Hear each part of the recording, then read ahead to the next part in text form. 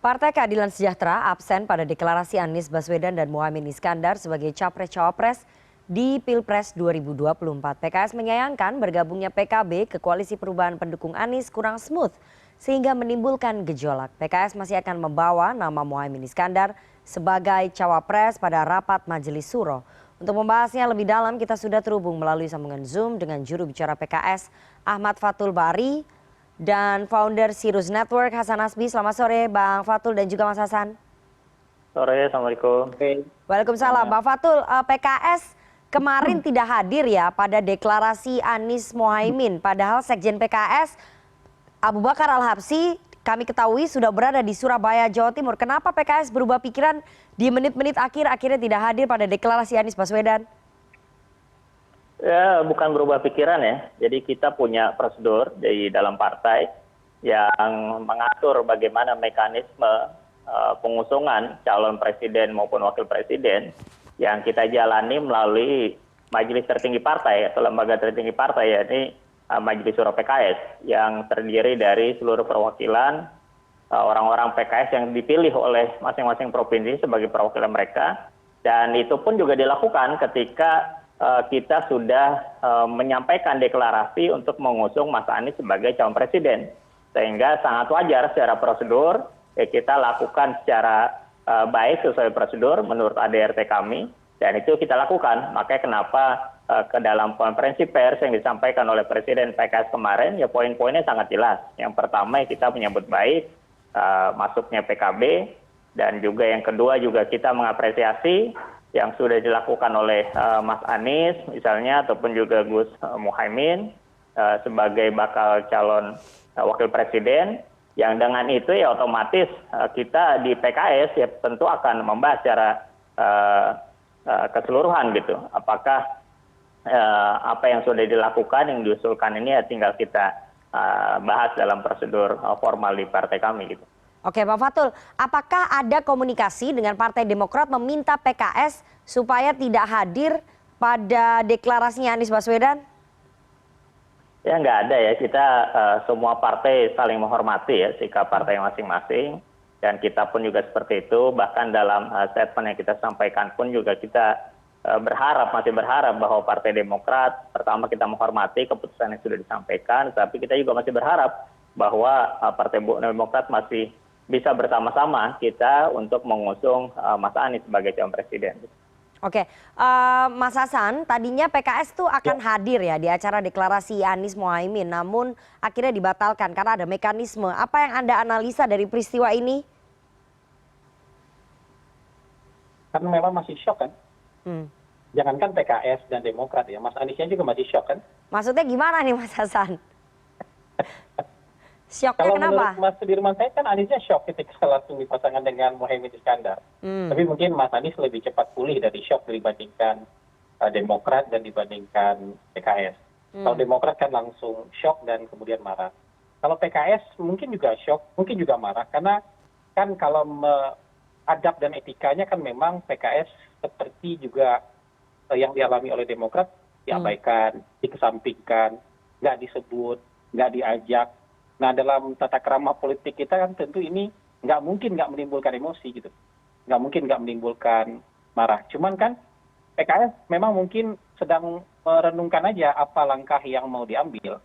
Karena kan misalnya kalau keluar pilihannya mau apakah bikin koalisi sendiri dengan mengajak P3 seperti tawarannya Sandiaga Uno, atau ke PDIP kan mungkin agak susah ya, agak susah buat PKS karena reaksi kimianya mungkin menghasilkan ledakan itu. Itu PKS ketika digabung dengan PDIP. Kalau ke Prabowo harusnya bisa, tapi udah keduluan sama Gelora nih kan gitu. Nanti apakah bisa bersama-sama dengan Gelora di Prabowo? Jadi menurut saya tentu mereka akan pikirkan dulu dengan matang. Tapi bahwa mereka shock dan mungkin marah, mungkin tangannya masih gemeteran nih, antara mau mecahin botol atau mau nonjok pintu, kita kan nggak tahu gitu. Tapi ya kalau mereka hadir kemarin kan agak pelecehan buat partai PKS kan, diajak enggak gitu kan, umbul-umbul nggak ada, disebut juga enggak, terus tiba-tiba hadir satu kan jadi kayak pelecehan terhadap partai Keadilan Sejahtera. Jadi makanya menurut saya PKS akan berunding dulu nih di dalam rumah mereka apa langkah berikutnya. Tapi mungkin mereka berusaha tidak emosional seperti Demokrat. Karena kalau Demokrat kan memang terdampak langsungnya dua, partainya terdampak langsung, calon wakil presidennya terdampak juga. Sementara PKS kan nggak punya calon yang betul-betul diusung untuk jadi cawapres. Jadi kalau dampak pukulannya mungkin tidak seberat yang dialami oleh Partai Demokrat. Mungkin itu menurut saya. Jadi mereka belum mau langsung menyerah begitu saja. Jadi mereka mau kasih lihat dulu, kami juga punya harga diri nih gitu. Jadi nggak serta-merta kami bisa terima fait accompli dari Nasdem dan PKB itu secara langsung. Begitu mungkin. Jadi PKS masih shock begitu ya. Bang Fatul, PKS juga menyayangkan proses masuknya PKB ke koalisi perubahan tidak smooth atau kurang halus. Ini artinya PKS merasa ditelikung juga? Ya pertama sebetulnya kalau untuk mengusung bakal calon wakil presiden, secara tertulis kan kami sudah serahkan sebetulnya ke Mas Anies ya, untuk memilih juga gitu. Walaupun tentu Mas Anies pertimbangannya tentu juga mempertimbangkan partai-partai yang ada dalam koalisi. Lalu yang kedua, kalau untuk masuknya partai politik, ya tentu setiap partai ataupun juga setiap kita pun juga bahkan berharap sebetulnya partai politik yang mengusung Mas Anies ya semakin bertambah, malah juga makin bagus sebetulnya kan. Tapi proses yang ada memang ini tentu perlu jadi evaluasi. Sehingga apa yang disampaikan oleh mantan Presiden SBY yang juga pimpinan Partai Demokrat, itu juga tentu yang beliau sampaikan ya cukup beralasan gitu. Sehingga ini juga perlu jadi perhatian bahwa dalam kontestasi, dalam dinamika politik, ya tentu diantara kita nih perlu melakukan komunikasi lebih intensif, cara pun juga lebih smooth gitu, lebih baik gitu. Dan itu pun juga kita sampaikan sebagai sebuah saran ke depan yang lebih baik, apalagi kita nih mau mengurus negara, sehingga proses-proses dilakukan dalam proses koalisi ya tentu perlu dilakukan dengan lebih elok gitu. Dan ini sangat baik ke depan, kalau ini kita lakukan tentu akan lebih kuat lagi, kesempatan kita untuk menang dalam pilpres akan semakin kuat, dan ketika sudah menang dalam pilpres pun juga akan semakin terlihat gitu bagaimana kita mengelola dinamika yang ada. Ya tentu ini menjadi salah satu hal juga yang perlu untuk menjadi perhatian, dan kita menghormati keputusan yang sudah disampaikan oleh Partai Demokrat, kita menghormati apa yang sudah dilakukan di Surabaya, tapi proses di PKS tentu secara prosedur kita juga perlu lewati, dan mudah-mudahan bisa dihormati oleh parpol-parpol lain yang mengusung Mas Anies. Mas Hasan, Presiden PKS sendiri gitu ya yang mengatakan bahwa ini kurang smooth. Bukan Presiden PKS, maksud saya ada Ketua DPP PKS Al Muzamil Yusuf yang mengatakan bahwa masuknya PKB ke koalisinya pendukung Anies ini kurang smooth ataupun tidak halus. Ini bentuk apa? Bentuk rasa ditelikung atau bagaimana Anda melihatnya? Ya kalau menurut saya wajar ya. Itu pun bahasa PKS sangat sopan kan? Sangat sopan, sangat halus gitu ya. Ya jadi saya memaknai bahasa PKS yang sangat halus ini dalam menyatakan kekecewaannya, menurut saya itu memperlihatkan mungkin arah politik yang 50-50. Jadi masih mempertimbangkan untuk tetap bersama di sini. Walaupun mungkin 50-50 ya, tidak seperti kemarin. Tapi harapan untuk bisa bersama tentu mungkin masih ada. Karena komplikasi yang ditimbulkan kalau misalnya cabut mau kenapanya jauh lebih repot daripada Partai Demokrat. Karena kalau Partai Demokrat kan memang langsung gas aja, begitu dia dikecewakan dia langsung gas aja. Dia mencabut mandat, bahasanya mencabut mandat, tapi kan benar dia keluar dari koalisi dan kemudian mempertimbangkan untuk bergabung dengan koalisi lain. Tapi kalau kecewa menurut saya pasti itu. Tapi kan kekecewaan tampaknya dikelola cukup baik ya. Karena komplikasi itu tadi, kalau misalnya langsung emosi kayak gitu kan nanti bisa terlunta-lunta di luar gitu. Kalau misalnya nggak ada yang jelas juga di luar, kenapa kita harus keluar, kan mungkin begitu kalau PKS. Jadi terlihatnya memang Demokrat emosional begitu ya? Ya kalau menurut saya kan wajar semuanya itu, cuman kan ekspresinya berbeda. Kalau makanya PKS saya bilang jauh lebih berusaha tenang, walaupun mungkin tingkat kekecewaannya juga sama-sama tinggi ya. Kekecewaan yang juga sama kan. Ini orang yang sudah dulu ada di rumah ini, kemudian tersingkir aja langsung secara otomatis, langsung jadi pengantin, malah orang yang baru datangnya langsung jadi pengantin gitu, dan nggak diajak ngomong gitu kan. Ya ini bahkan ini kan makanya saya bilang ini kan kayak shotgun wedding ya. Jadi orangnya baru datang kemudian dibawa todongan senapan dari Pak Surya Paloh, Mas Anies harus terima pasangan yang ini gitu. Oke. Bang Fatul, Presiden PKS Pak Saiku mengatakan bahwa nama Muhaimin akan dibawa ke rapat Majelis Syuro. Apakah ada peluang PKS menolak nama Muhaimin dan mencabut dukungan terhadap Anies Baswedan? Ya, itu proses yang akan dilakukan di Musyawarah Majelis Syuro ya. Tapi yang jelas keputusan Musyawarah Majelis Syuro itu sudah menetapkan untuk mengusung Mas Anies sebagai bakal calon presiden. Jadi jangan lupa kita ini tidak berdiri sendiri nih. Keputusan untuk membahas bakal calon wakil presiden yang sudah diusulkan itu juga punya kaitan dengan apa yang sudah kita putuskan untuk mengusung Mas Anies sebagai bakal calon presiden. Jadi sebetulnya kalau dilihat ya ini keputusan sebetulnya gambarannya kita tinggal lengkapi nanti. Apakah kita lengkapi untuk langsung mengusung atau mungkin ada hal-hal yang perlu kita bahas terlebih dahulu untuk memastikan bahwa memang koalisi ini akan kokoh dan ke depan kita semakin lebih baik. Dan insya Allah perhitungannya pun juga akan lebih besar untuk kemenangan kita di 2024 seperti itu. Oke, kita akan tanya nanti ke Mas Hasan ya, peluangnya PKS menolak nama Muhaimin itu 50-50 atau bagaimana, tapi kita harus jeda terlebih dahulu, jangan kemana-mana, tetap bersama kami di CNN Indonesia Newsroom.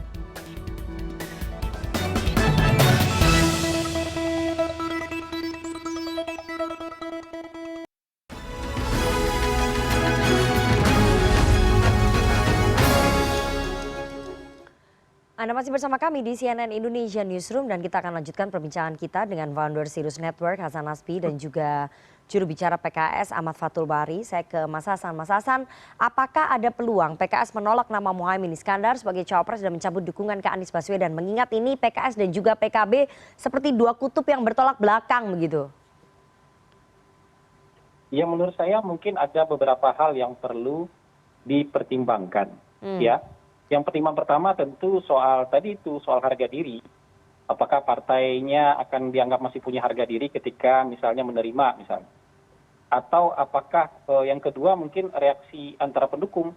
Apakah PKS bisa meyakinkan pendukungnya kalau misalnya wakilnya Caimin gitu. Itu begitu. Jadi ini kan hal yang tidak mudah. Tapi untuk serta-merta misalnya memutuskan untuk keluar gitu menurut saya mungkin berat itu pertimbangannya PKS pasti karena gini lah, ketika menegosiasikan ulang misalnya soal koalisi, bargainingnya PKS nggak terlalu kuat lagi sekarang. Kalau dulu bersama Demokrat, bargainingnya PKS sangat kuat karena kalau PKS cabut itu bisa bubar koalisinya, bisa nggak jadi maju gitu, tiketnya bisa jadi nggak utuh. Tapi kalau sekarang PKS misalnya menegosiasikan ulang soal power sharing misalnya atau apapun itu dengan pasangan ini mungkin nggak terlalu kuat lagi ininya bargaining powernya karena dua partai ini, Nasdem dan PKB saja sudah cukup gitu. Jadi kalau mereka merasa terlalu banyak nih mintanya PKS ya udah biarin keluar aja gitu. Bisa begitu. Jadi menurut saya bisa PKS yang memutuskan diri keluar atau bisa juga PKS dikeluarkan oleh mereka gitu. Dikeluarkan oleh kedua orang ini gitu. Jadi menurut saya begitu. Jadi memang nggak gampang buat PKS hari ini. Sangat tidak gampang karena nilai bargainnya PKS hari ini tidak sekuat ketika bertiga kemarin dengan Demokrat gitu. Kalau hari ini kan, ya kalau PKS mau keluar nggak apa-apa, kata Pak SP kan nggak apa-apa gitu. Nanti orang tinggal berdua aja bisa ini katanya misalnya kayak gitu. Jadi karena tiket tetap aman, tanpa ada PKS pun tiket tetap aman. Jadi PKS hanya merumuskan dua aja menurut saya sekarang ini. Apakah soal harga diri ini bisa dimaafkan, apakah kepada konstituen ini bisa dijelaskan gitu. Karena kan agak-agak reaksinya juga kan nggak gampang ya, reaksi antara NU dengan PKS ini kan nggak gampang ketika disatukan kan nggak gampang gitu. Jadi PR mereka menjelaskan itu ke konstituen. Nah, tapi kalau mereka merasa soal harga diri nggak ada masalah lagi, soal konstituen juga bisa dijelaskan ke bawah, menurut saya ya peluang untuk stay-nya bisa lebih besar kan kayak gitu. Kecuali dikeluarkan sama dua orang ini gitu. Nggak ada pilihan lain kalau gitu kan gitu. Tapi Mas Hasan dengan pasangan ini karena mereka kita bagi dua aja lah ini gitu. Mas Hasan, tapi dengan pasangan Anies Muhaimin ini PKS lebih banyak diuntungkan atau dirugikan? Dari sisi PKS? Iya. Dari sisi PKS gini, kalau menurut saya dengan kondisi yang sekarang itu dua-duanya nggak mudah buat PKS. Keluar pun PKS akan ada ruginya. Image yang ditimbulkan ketika dia keluar. Ketika di dalam pun nggak gampang, image-nya juga pasti ada. Ketika misalnya konstituennya menerima Loh kita udah pengen Anies AHY kok tiba-tiba di sini Anies Caimin gitu. Jadi dua-duanya menurut saya berisiko buat PKS, emang nggak gampang ini. Ini kalau tetap stay ibu meninggal, kalau keluar bapak meninggal ini. Oke. Ya, jadi ini pilihan yang sulit maju mundur kena ya untuk Sulit ini PKS. buat PKS ini sulit. Ya, Bang Fatul, apakah memang ini pilihan yang sulit bagi PKS? Kalau keluar juga sulit, kalau tetap di dalam juga sulit. Bargainingnya jadi lemah begitu karena sudah ada PKB dan Caimin di situ. Ya, pertama tentu dalam proses pemilihan kontestasi ya, itu kan ada mutual needs gitu. Jadi kebutuhan itu berbanding, semuanya saling membutuhkan. Yang kedua, variabel-variabel dalam penentuan kontestasi seperti ini juga bukan sekedar variabel perahu politik untuk mengusung capres cawapres, misalnya dengan Nasdem dan PKB sudah bisa berlayar, tapi kan variabelnya untuk pemenangan. Dan tentu apa yang sudah disampaikan oleh Mas Anies, bahwa ini koalisi perubahan dan untuk keberlanjutan, ya tentu tem perubahan pun juga bisa jadi kurang lengkap kalau bukan tanpa kehadiran PKS di situ. Oke. Kalau yang kedua, Mas Anies ini kan capres yang hadir dari prestasinya di Jakarta gitu. Ya tentu orang masih ingat betul siapa yang mengusung Mas Anies di Jakarta, itu adalah Partai Keadilan Sejahtera. Yang ketiga tentu basis suara yang ingin digarap gitu. Ya kehadiran Gus Muhaimin misalnya, itu kan beliau juga deklarasi bahkan di Jawa Timur, itu kan harapannya bagaimana kita bisa meraih suara Jawa Timur lebih baik. Ya tentu PKS punya basis suara juga, kita punya kekuatan di beberapa wilayah, ya tentu itu jadi pertimbangan. Sehingga konteks ini ya tentu ini jadi satu gambaran bahwa variabel dalam penentuan koalisi, pengusungan capres-cawapres juga bukan sekedar variabel perahu yang akan berlayar, tetapi ada variabel-variabel lain yang cukup menentukan. Sehingga keseluruhannya pun juga antar satu dengan yang lain juga saling membutuhkan. Mas Mungkin Fatul, gambarannya ya tentu kita akan membahas itu lebih detail juga gitu ke depan seperti apa, dan nanti keputusannya akan ditunggu. Mas Fatul, kapan rapat Majelis Syuro akan digelar untuk menentukan dukungan terhadap Anies Baswedan dan Muhaimin Iskandar ini? Ya, tentu akan segera kita lakukan ya, tapi kan tentu proses-prosesnya juga ada proses lain, ya mungkin nanti akan ada bentuk silaturahim secara formal misalnya antar partai politik kembali untuk membicarakan lebih detail. Dan kalau di kami musyawarah Majelis Syuro relatif mudah ya, karena sudah ada orang-orangnya, tinggal kita berikan undangan dan pembahasan untuk belum ada jadwalnya ya di Jakarta biasanya menyerap terlebih dahulu pendapat-pendapat dari arus bawah gitu, dari para kader simpatisan, sehingga nanti akan dibahas dalam musyawarah tersebut dan kita akan sampaikan tentu ke publik bagaimana keputusannya. Oke, belum ada jadwalnya ya rapat Majelis Syuronya ya? Ya, segera akan diumumkan jika sudah terjadwal. Baik. Biasanya kita umumkan kalau sudah ada keputusannya. Oke, kita lihat nanti bagaimana akhirnya pilihan politik PKS tetap bertahan mendukung Anies Baswedan dan Muhaimin Iskandar atau mungkin check out dan membuka peluang koalisi dengan P3 dan juga Demokrat. Itu tadi saya lupa nanya nih Mas Fatul, P3 lewat salah satu menteri ya, ini disebutkan oleh Pak SBY dan itu mengarah ke Menparekraf Pak Sandiaga Uno, menawarkan untuk berkoalisi dengan Demokrat dan juga PKS. PKS tertarik nggak dengan tawaran itu?